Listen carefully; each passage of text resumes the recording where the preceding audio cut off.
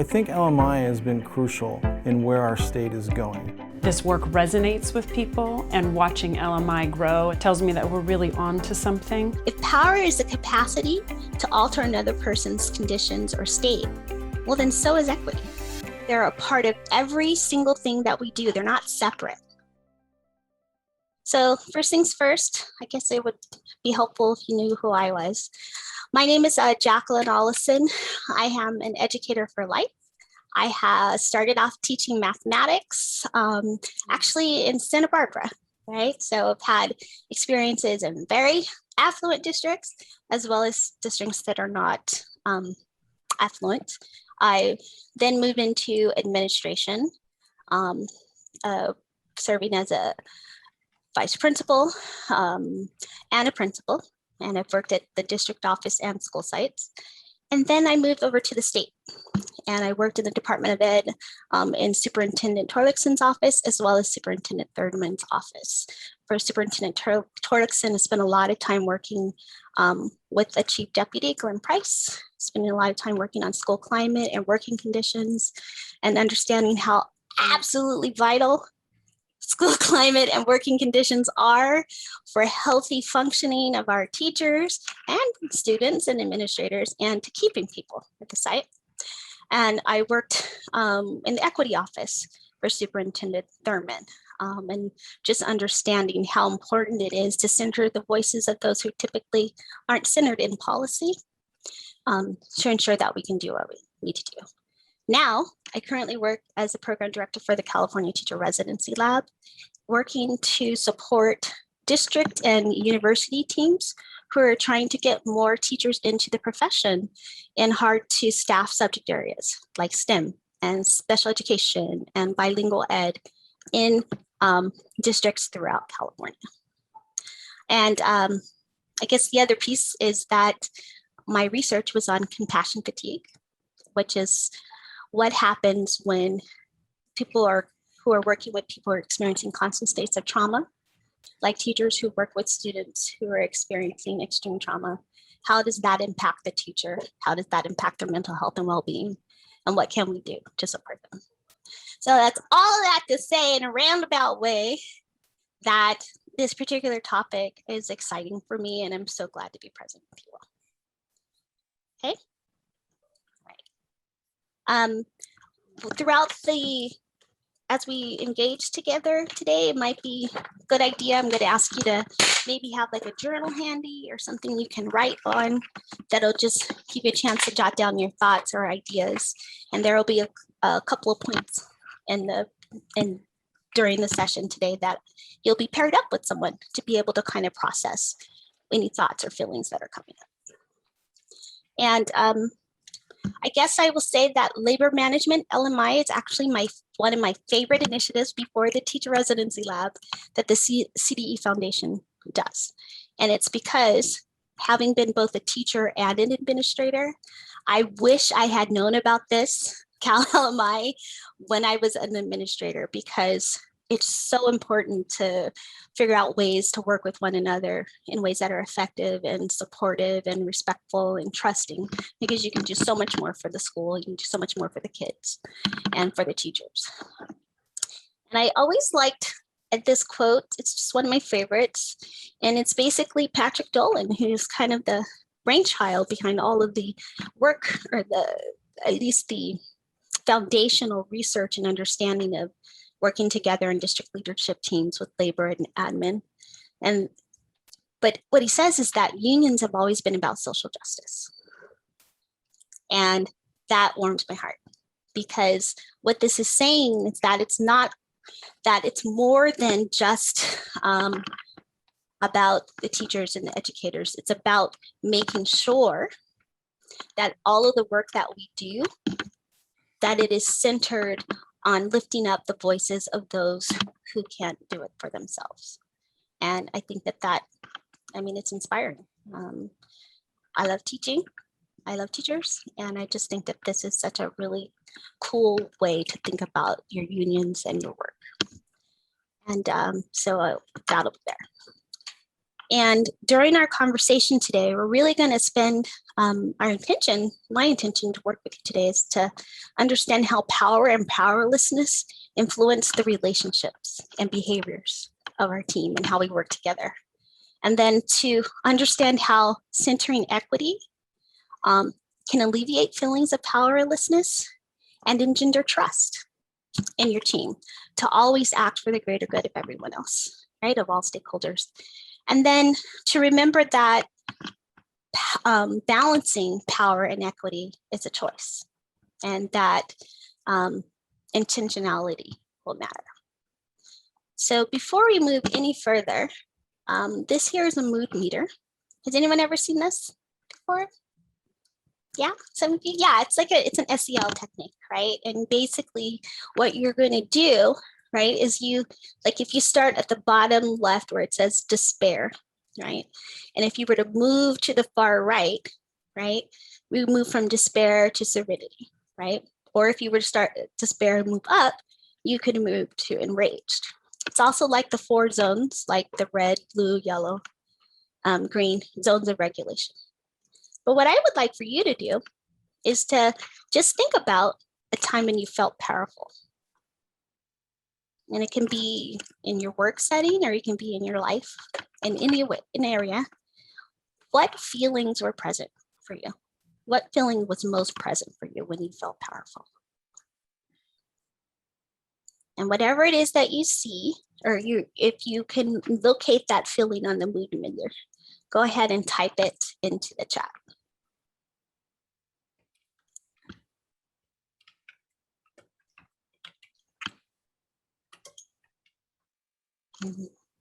Seen a lot of motivated, complete. What else did we get? Energized, enthusiastic, inspiring. Yes. It's a rush, right? Feeling powerful, it gives you kind of this rush of energy, like adrenaline, where you could do something.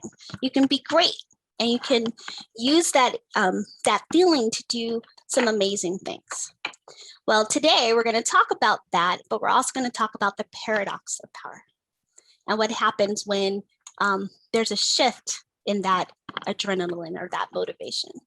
But first, this is going to be based on the work of Dash Keltner. I'll give you links to resources that you can utilize later. But what I will say is he wrote a book called The Power Paradox. It's a short read, and I think it should be, if you're as a team, I think that any district leadership team should, invest in it and spend some time taking a look. So let's just hear a little bit about what he describes power, how he describes power. All of the social changes, right? So I define power as making a difference in the world, as really altering other people, as influence, right? And what we know today is that we are a social networking society. We are a society that works most of the time in teams, that is getting things done, be it a patent or a scientific discovery or moving people in an emergency room collectively, right? We do things more collectively today than at any time in human history. And so what that means is power, the ability to get things done or to make a difference in the world, is about stirring other people to effective action. It's about moving other people and inspiring them. Okay. So just thinking about that for a moment, I just want you to jot down any thoughts that come up for you, right? Because in a few minutes, you're going to have a chance to kind of talk that through. For me, this idea of understanding that we work collectively and that our collective action taken together can actually inspire others or inspire greatness, and it can move people based on the ways that we're acting and how we're utilizing it. He goes on to further say, and I think this is even interesting as well, is how power is given or getting. It's not like, how do we get there? So power is great, fine, he describes it, but how do we get it? So let's listen in to that. How you really do get it. Right. Talk to me more about how you get power. Right. So, this one is such a such a interesting discovery in the scientific literature. So, 40 years ago, scientists started to look at, drop a human being in a group and who rises to power, who earns the respect of their peers, who has opportunities for influence, right? Who develops a really strong reputation. And, a lot of people have Machiavellian intuitions, like, well, it's going to be the ruthless manipulator who's charming but deceptive who will rise in those groups. And that turns out to be dead wrong, right? That's a stereotype of power, a myth of power that turns out to be misguided. And in fact, what studies find is, and I tend to call it sort of more socially intelligent individuals gain power, but it breaks down to some really simple things, like if you really are reaching out to other people and enthusiastic, if you're open to other people's ideas and their feelings, right? If you are really focused on the task at hand. Believe it or not, if you're kind, right? Kind people who share resources and opportunities and ideas rise in organizations. And you're calm. Calm people tend to rise and have perspective and can handle stress, do well. And what's striking, Joanne, is that these socially intelligent principles, they work for kids on grammar school playgrounds. It's kids who are more socially intelligent rise in power. They work in every kind of organization you could study in different parts of the world. All right, so let's just pause there. I'm curious, as you hear him describe how power is given, how we get it, do you see any of that in the work that you do on your in your teams, in your labor management teams? Do you see that in your unions? Do you see that on the administrative side? I'm just curious to know. If so, what exactly are you seeing? And if you have, if you feel like taking the mic and sharing what, for example, I can play it one more time if that will help. But is that something that you're seeing in your work? So let's do that. Why don't I play it one more time? Before we go a little bit more in depth, and then I'm going to start it here. Think power is and how you get it and how you really do get it. Right. Talk to me more about how you get power. Right. So, this one is such a interesting discovery in the scientific literature. So, 40 years ago, scientists started to look at, drop a human being in a group and who rises to power, who earns the respect of their peers, who has opportunities for influence, right? Who develops a really strong reputation. And, a lot of people have Machiavellian intuitions, like, well, it's going to be the ruthless manipulator who's charming but deceptive who will rise in those groups. And that turns out to be dead wrong, right?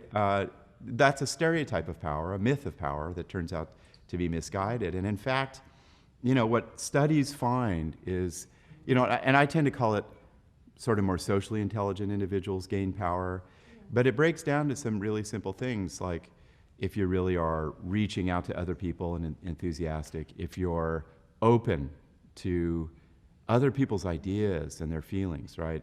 If you are really focused on the task at hand. Believe it or not, if you're kind, right? Kind people who share resources and opportunities and ideas rise in organizations. And you're calm. Calm people tend to rise and have perspective and can handle stress, do well.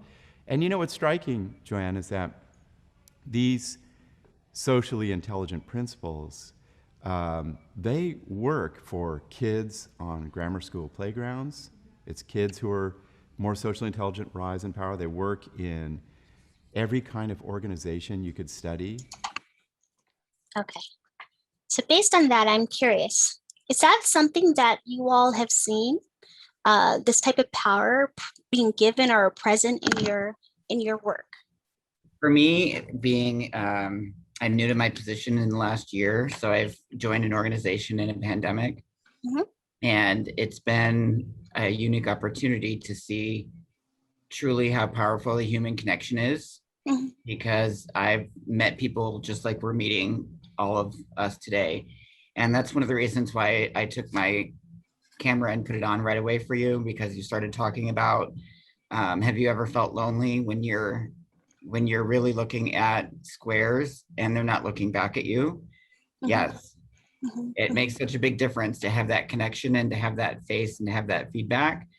So I think there is a lot of power in that social connection and in your ability just to kind of strengthen that. And in my experience is we really are strong as people, and you really can connect in this digital format because it is about that human connection. So that's what I would kind of share about that. Yeah, that's great. And earlier, I love that you said that. And earlier, I think Shannon on the panel had mentioned that a lot of the issues that come up with teams, and I would say issues around power, are where people don't feel valued, where they don't necessarily feel like they're respected, that don't feel like they're heard. And so when we're being powerful or exercising power, part of that is making sure that we're listening to others, right? Really hearing what it is that they're saying and then acting in ways that will show that we've heard them. And when I say acting, I mean acting in the policies that we create or the contracts or bargaining agreements that we come to because we can center, we're centering people's voice. And that's part of being powerful. And it's given. It's not something you can take. That is something that is given to you, and people give that to you. They trust you when you do that, right? So, but without that, right, without that connection, without that trust, it's really hard to get anything done. And I think mother load, I don't know if anyone was in the mother load conversation the other day, yesterday. Yes, yeah. Yeah, right. And I think they were talking about how when that trust was broken, nothing could be done, no matter how much power each group had. It was basically stalled, right? Yes. Yeah, absolutely. And so I think what's interesting here, and then I mentioned earlier, is that this particular book, The Power Paradox, Dash is talking a lot about principles, but they all kind of fall into these groups here. And the first thing is power is about making a difference in the world. So all of you, when you come together in your team, you're going to be making a difference on the behalf of all of the students in your district, as well as yourselves, right? And so utilizing that power and remembering that it's about shifting or making a difference or changing the states of others. So for example, if you're grumpy, right? If you're in a bad mood and you kind of snap at someone, like or snap at a child or a coworker or whatever, you basically could make a potential shift in how they're feeling in their state. That's power. Or what happens if you, for example, have money that you have, but you're not sharing it, right? But the other people need that money, right? By not sharing that, you're also altering their conditions or their state, right? And so what he's saying here is that it's present in every single relationship because, believe it or not, we all have power. We can all make a difference in each person's life. And that's what makes power dynamic. It's always present and it can always shift based on our choices. The next thing he talks about is that it's given, it's not grabbed. So by listening, by doing the things that engender trust, by thinking about the greater good, by having every decision you make kind of grounded and steeped in what it is that you know your stakeholders need, you'll be given it and people will trust you. But you can't keep it. You're not necessarily going to be able to keep it unless you continue to listen, to put yourself in the shoes of those people you're supporting, and to give and encourage and to empower. Because empowered people, they are just stronger, they're happier, and they work better, they're more effective, right? I know that the research on the Cal LMI shows that when you have a strong labor management team that's working well, that the teachers are happier, they're less likely to leave the profession, the kids thrive, the administrators thrive. So it's like a win-win. It's a win-win. But you have to continuously keep these things in mind and be doing them on a continuous basis. Because otherwise, we have the other side, the flip side. And I keep thinking about, I don't know why I keep thinking about Star Wars. So you'll just have to bear with me. But, you know, Darth Vader, for example, was a Jedi. He was a good guy, but all of that power, it corrupted him. And when that happens, sometimes we forget about all the things we need to do, like all the things that we would normally do to keep it. So for example, instead of listening, you know, we're not listening anymore. Instead of being open and willing to give, we stop giving. Instead of being encouraging or offering gratitude or doing those things, we stop. And that's when trust breaks down. And I'm just thinking about, I mean, I don't know why, but Motherlode, this idea of making a decision to that basically flies in the face of all of these kind of principles and how that can basically erode a relationship, right? And as I'm saying these things, I'm wondering what you're thinking about in terms of practices that you and your team engage in. Is any of this resonating or present in your work? And before you, someone wants to answer that, that'll be great. But before you do, I just want to say that this paradox or this abuse of power, what it can lead to is people feeling powerless. Big example of that is what's happening in our country, what's been happening for centuries.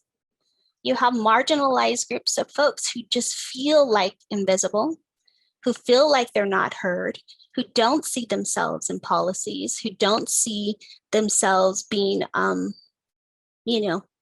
safe. And all of that contributes to poorer health.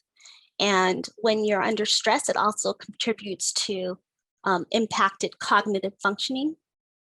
And it impacts our ability to work. Because when you're so stressed and you're thinking about all those things, there's no room to really be like, oh my God, I'm going to ace this test. Or, oh my gosh, I'm going to be the best teacher I possibly can be. Or I'm going to be the best administrator I can be. Because there's just too much of all of that other stuff in the way. And power, like all of these things that we've been talking about, every last one of them is a choice that we can make. We can choose to do that.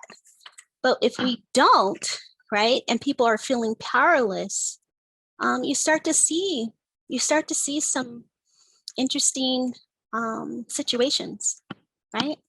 And the cool thing, though, I think here that you can understand is that because it's a choice, you can also transcend this, or you can kind of shift this idea of powerlessness. And the way that you do it is by focusing on those who feel powerless, centering them in everything that you're doing in your work. And we can go a little bit more in depth with that. But I'm curious to know now, right, whether any of this, like in what ways is this resonating with you or not resonating with you? Or in what ways do you see any of these things present in your leadership teams, in your labor management teams, in the union, as an administrator? Is there anything here that you notice? And Jacqueline, this is Karen. As people are jotting that down, I just, what you're saying and what I'm seeing here on this slide, it's the power is given, not grabbed. It was making me think of when I was an elementary school teacher, and there was a custodian that one of my colleagues invited into her classroom because she was upset that the kids had left the playground really messy. And so she thought, well, I'm going to have the custodian come in and kind of scold them about this, and maybe that'll make an impression. So she invited the custodian in, and he didn't say what she thought he was going to say. He started talking about the joy he had in his job and how he was really feeling part of the community, and that he said to the kids, you're part of my community, and together we make this school, and really gave an uplifting conversation or speech to them. And I thought about how power is given, but it's also that, power is also invited in. And so the teacher inviting in the custodian, but then letting him say what was his truth, and then for him to invite the students, he was basically giving them the power to be an active part of the community, to take care of their school and know that he was there to support them, but it was their school. And I just thought power is invited as well. Thank you for sharing that. And thank you all for just kind of jotting down your thoughts, because in a minute you're going to go into some breakout rooms. But I guess what I'm thinking about is, so that's that idea of power. So just thinking about what power is and all of those ways that it can be expressed. Well, now I want to switch a little bit here and to think about equity, right?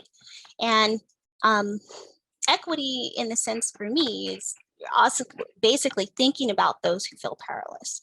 For example, maybe someone who's African American might feel that way, or Latinx, or an English learner, or a student with a disability, or maybe you have someone who's experiencing extreme poverty, or maybe there's a brand new teacher who doesn't feel like they can speak up because they don't have, maybe they don't have as much social capital as they would like to have in a school site, or maybe you might have classified staff who feel the same way, or even an administrator who's new, right, and is trying to navigate all the demands of the job and still do a great job and being supportive for not only their teachers, but all the kids as well at their school site. And when I'm thinking about that, we've all seen that image of equity where, people are looking at the baseball field. That doesn't work for me. It doesn't work for me anymore, right? And I think that the Center for Urban Education, and this is one of the resources that you're going to get this text that has all of this here. I think it's a really good way of looking at equity, and a really good way for district leadership teams, for union and management teams, or labor management teams, to think about equity as they're engaging in their work, right? So their definition basically says that equality imagines a world where everything is equal, except for the world isn't equal, right? Some people start off with a little bit more, and others may be going to poorly funded schools. Maybe they have huge counselor ratios, like 1 to 1,000. And I heard you all talking about nurses earlier, right? And the world has bias, and there's racism, and that's just the truth, right? I think the George Floyd incident kind of illuminated that, right? And the response to that versus maybe responses that you saw in other incidents that happened throughout 2020 and 2021. And within this same picture, a diversity lens, right? Maybe we're like, okay, well, maybe we won't use equality, but maybe we'll use a diversity lens. Well, what a diversity lens does, it just brings people into the system that's already unequal, right? So ultimately, the idea is to be equity minded, because equity redirects resources to the pathways with the greatest need, to fix barriers and intentionally provide support. So if we're thinking about power, and this idea that you're acting for the greater good, and then we're thinking about equity, and also in this idea that we're acting for the greater good, they're almost, in that respect, they could be, they're very similar, right? They could be two sides of the same coin. And so along with this definition of equity from the Center for Urban Education, they also have something called an equity mindedness schema. It's basically your worldview, your ethos. And what I'm recommending for labor management teams is that how we navigate our work and how we see the world, we should do it through an equity-minded lens, which basically means that you are taking actions that demonstrate your understanding of the inherent inequities in your systems, and inherent inequities in policies and practices that produce, that continue to produce those inequities. So for example, someone mentioned earlier today that while the policy to give these funds, these one-time funds might be great, it's actually not, because it's one time and it's not going to be enough to make the differences we want to see, right? When it comes to adequate funding for students or adequate funding for teachers. That's thinking in an equity mindedness way. And it has several components, and I'm not going to go over all of them, but you're basically race conscious. You don't shy away from naming the problems that you see. You can't fix anything unless you actually talk about it. Let's just be real. We cannot, right? You're also institutionally focused. Those are people who are really, really, really making sure that they do work that will make a difference in the place that they're at. So in your teams, how are you working together to make a difference in that space? You're using data and evidence-based, you're using data, you're gathering data, you're asking the questions, which is part of that listening to one another to get a better understanding of what exactly is happening. And that you understand that all of these things are situated in a system that is producing it. It's not just one isolated event. The pandemic exacerbated student inequities that were present for a long time. The digital divide didn't just happen because of COVID, right? Someone who's thinking in an activity-minded way would know that. And then the best part about this is that you're action-oriented. You're always doing whatever it is you can to make a difference and to act in that way, okay?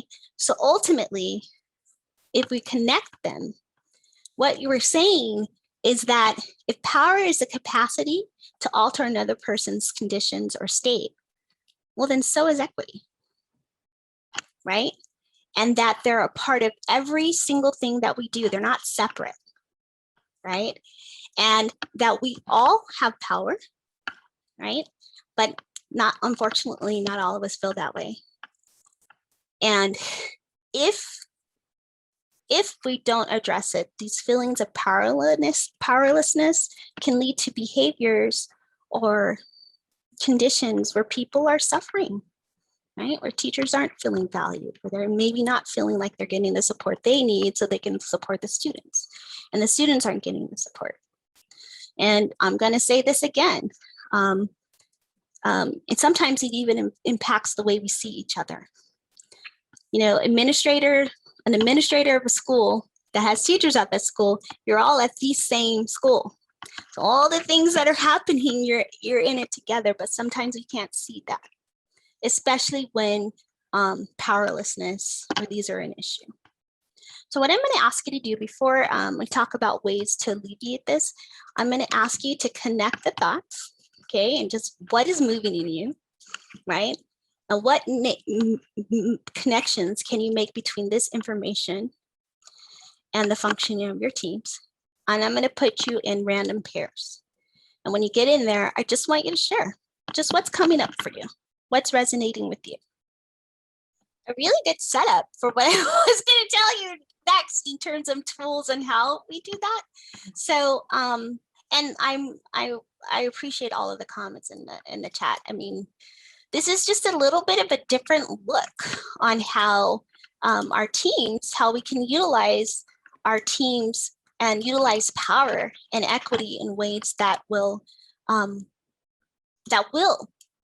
the needle and shift us from feeling divided to feeling more connected. And I think Dash said it. We just need to be, it's about kindness. It's about compassion. And essentially, when I said that with that power paradox, that oftentimes we start to do the opposite, where we're not able to be as empathetic as we need to be, right? We're not listening as much as we should be, right? We're not sharing as much as we could be. And we start to act in this more of a hierarchical way that kind of doesn't recognize that we're all on the same team. And in order to do that, balance is key. And I want to say this because this is really important. everything that you all are doing, right, it takes a toll physically, mentally, emotionally, and spiritually, whether you subscribe to that or not, but it does, right? And stress has this way of making everything else that we're doing feel a lot worse than it needs to be, right? They call this term compassion fatigue, which is that physical, mental, and emotional exhaustion that comes with working with people who are in constant states of distress or trauma. And when you're, I mean, let's just say it, anybody feeling any kind of compassion fatigue after this last year? Anything at all? Yeah, right? And what it starts to do is it could lead to more irritability, inability to listen. Maybe you're grumpier, maybe you're complaining a little bit more, maybe you're tired, maybe there's just not as much self-care. And I'm saying this to you because if we think of power and equity as a choice in how we're behaving and how we're acting, and we have something that's also tugging at how we are able to show up and how we are able to engage with others, then what tends to happen is, again, this kind of clashing of energies and what's going to win out, right? The interesting thing here is, and if you want, you can hover over this with your phone. You open up your camera and hover over that. I want you to take a look at what happens when a compassion fatigue is affecting a system. The organization suffers chronic absenteeism, spiraling workers' comp costs, higher turnover rates, friction between employees, and inability for teams to work well together.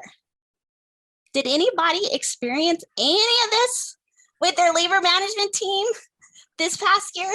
Did you see any of these things happening? Right.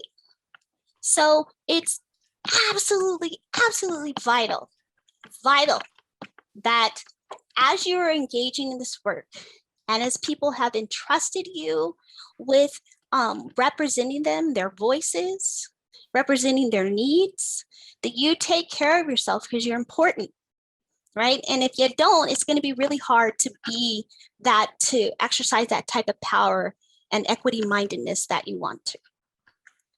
There are tools, I promise I will share with you in some ways you can do it. But here's what Dash was saying. Awareness is the first thing, and it actually works with compassion fatigue as well.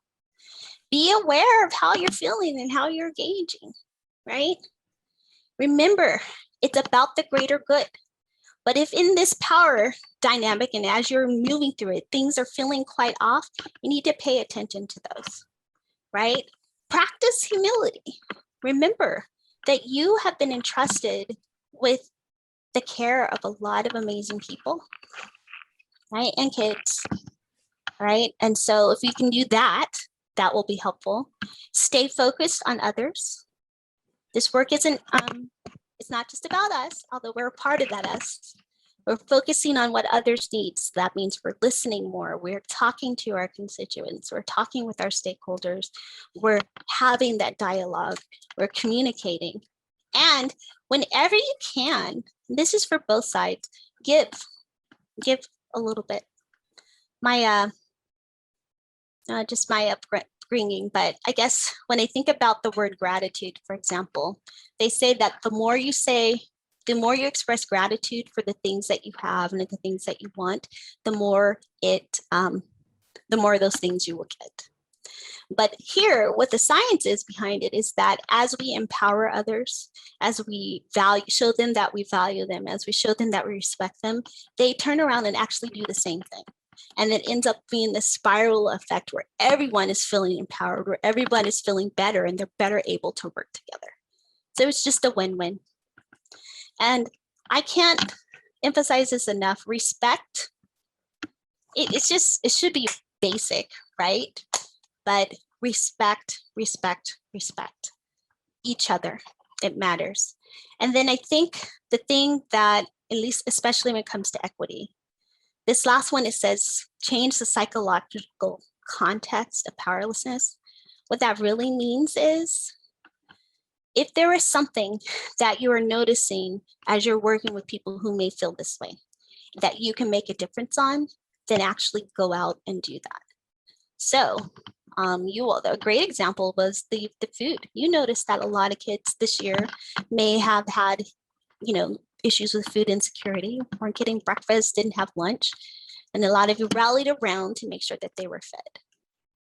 That's an action like that. And so the idea would be to think about how you can identify more of those things with your systems. So what I'm going to show you quickly here, and then I'll stop, is just a few tools that you can use. So the first thing here is, this is this is the book, right? 150 pages max, I think, maybe. It's a really great read. But you can also look up his work at the Greater Good magazine. Okay, the Greater Good magazine. It's called The Power Paradox. As soon as I stop sharing, I will actually send the file through the chat, and then I will make sure LMI shares it with you as well. Okay, this one right here is from the Center for Urban Education. This is called a protocol for assessing equity mindedness in state policy. But what it really means is that you're looking at your policies. So as you are creating, right, as you're working together, you're negotiating, you're trying to make sure that you're working together as a team to address the needs of everyone, including the powerless, right?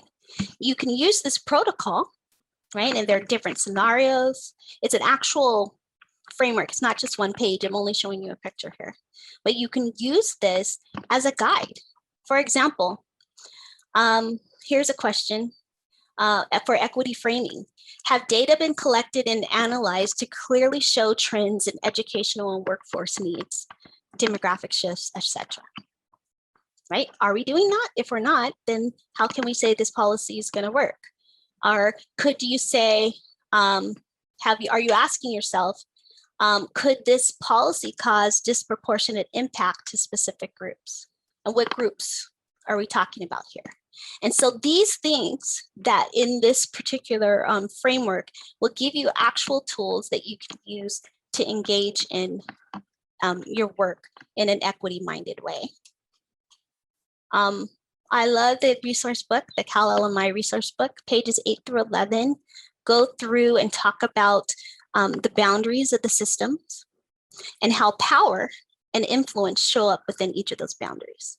Taking a look at that again as a team in light of this conversation today will give you some really great insights on how you can act at each boundary to make things better.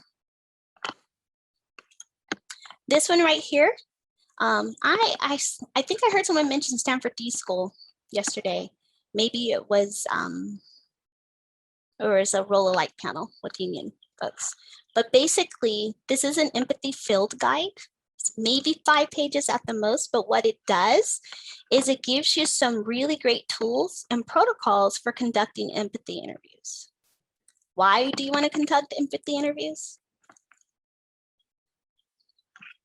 We want to conduct them so we know we're listening and we're hearing what it is that people need and want from us so that we can understand that and center that in the policies that we make. Right? And then this one is a little bit more personal. This is about you. This is about you. Caring for yourself in the face of difficult work. This is actually from the Professional Quality of Life Helper Pocket Card. The professional quality of life is also something, skill is also something you can do or take to measure whether or not compassion fatigue may be an issue for you. It's not diagnostic, but what it does do is kind of give you some thoughts around help that you might be able to seek. So this particular card though, you can make copies of it, print it, and then put it in your pocket or keep it with you. Like 10 things to do each day. Right? These are things that, I just have to remind myself. Like over here, I have an affirmation that I have to keep up or like keep here so that I know that like everything's going to be okay. Right? And then I always end with this. Practice self-compassion. Love yourself. Be kind to yourself. Extend the grace you would afford anyone else going through tremendous turmoil to yourself, because you are worth it and you matter today, tomorrow, and always. Don't forget that. We need you. Okay?